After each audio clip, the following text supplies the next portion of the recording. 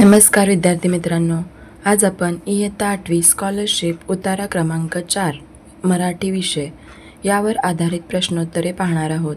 चला तर पाहूया उतारा क्रमांक 4. आपल्या झेंड्याचा मधला भाग पांढरा आहे, त्याचा अर्थ काय?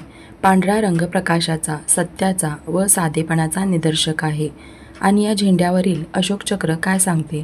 ते सद्गुणाची धर्माची खूण सांगते. या झेंड्याखाली काम करताना आपण धर्ममय राहू, सत्यमय राहू, तसेच असा त्याचा अर्थ आहे. आपल्या वर्तनाची ही सूत्रे राहू देत. या चक्राचा आणखी काय अर्थ आहे? चक्र म्हणजे गती. हे चक्र सांगते की गतिमान राहा, डबक्यात अडकून राहू नका. झेंड्यावरील केसरी रंग त्यागाचा आणि नम्रतेचा निदर्शक आहे.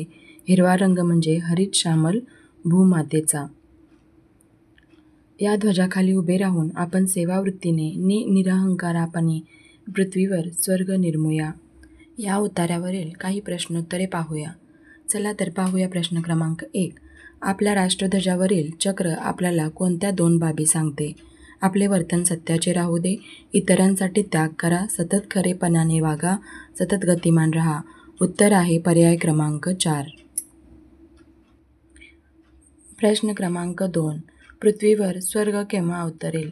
आपण सतत कार्यरत राहिल्यास, आपला राष्ट्रध्वज सतत फडकत राहिल्यास, सेवावृत्तीने व निरहंकारपणे राष्ट्रध्वजाखाली एकत्र आल्यास, धर्माने व सत्याने वागल्यास. उत्तर आहे पर्याय क्रमांक 3.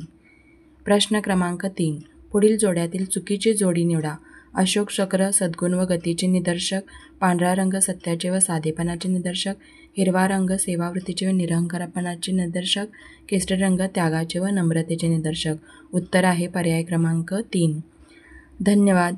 हा व्हिडिओ आवडला असेल तर लाईक करा, शेअर करा आणि सबस्क्राईब करा आणि असेच नवनवीन व्हिडिओ पाहत राहा.